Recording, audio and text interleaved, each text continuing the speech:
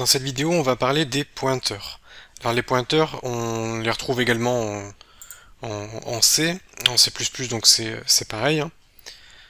Pour l'exemple, je vais créer une variable, par exemple int nombre, et je vais mettre une valeur de 10, de 5 par exemple.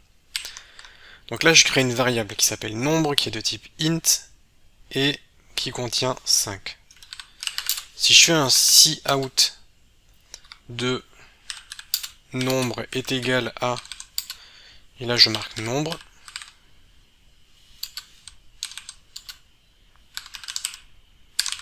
je vais lancer le programme, et là on a nombre est égal à 5. Comme je vous l'ai déjà expliqué, quand on crée une variable, ça réserve un emplacement dans la mémoire, quelque part donc dans la mémoire, et on stocke cette valeur à l'endroit de la mémoire où on a réservé l'espace permettant de stocker cette valeur, le contenu de la variable.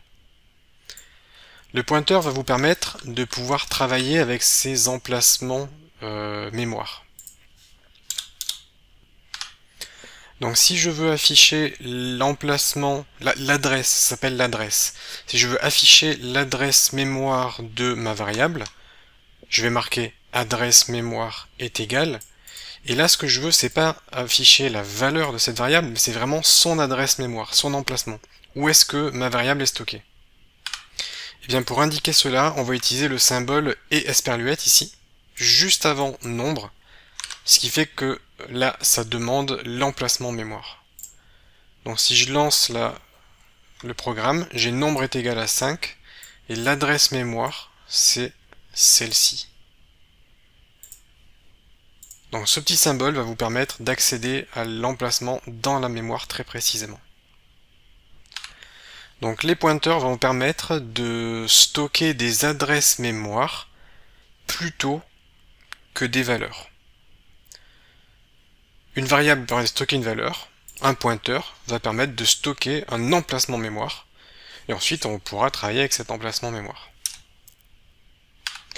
Alors pour créer un pointeur, on va définir un type, on met int, et la petite particularité ici, c'est qu'on va mettre une petite étoile. Donc là on met int, l'étoile, et on met le nom du pointeur, donc c'est exactement comme une variable, hein. On met un nom, et là on met un nom. Donc je l'appelle mon pointeur, et on a int étoile. Ensuite vous avez la possibilité de créer une valeur, je vais l'appeler val, avec la virgule, la notation avec la virgule, j'en ai déjà parlé, ça peut vous permettre de déclarer plusieurs choses sur une même ligne. Donc là je vais créer une valeur, et cette valeur, je vais dire qu'elle sera égale, par exemple, à 10. Et ensuite, ce qu'on peut dire, c'est mon pointeur ici est égal à, et là je veux lui donner la valeur. Je veux lui donner la valeur. Comment faire? On va récupérer ce qui se trouve à l'adresse mémoire en précisant le symbole et, comme ceci. Alors je vais nettoyer ça, je vais supprimer nombre, je vais supprimer ça, je vais copier mon pointeur.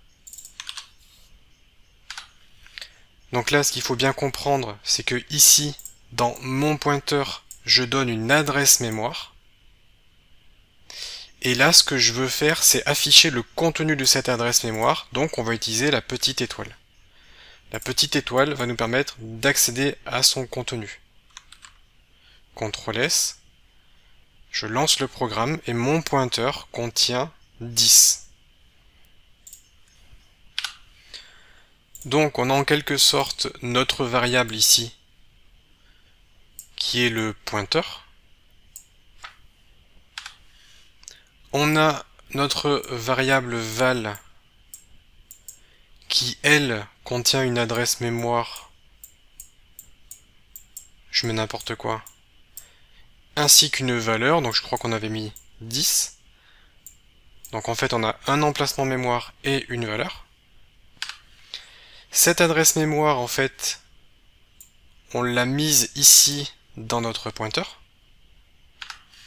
Puisque là, mon pointeur, j'ai dit que c'est égal à l'adresse mémoire. Donc, on a stocké l'adresse mémoire de la variable. Et ensuite, quand on utilise la petite étoile, ça veut dire qu'on va chercher la valeur stockée à cette adresse mémoire.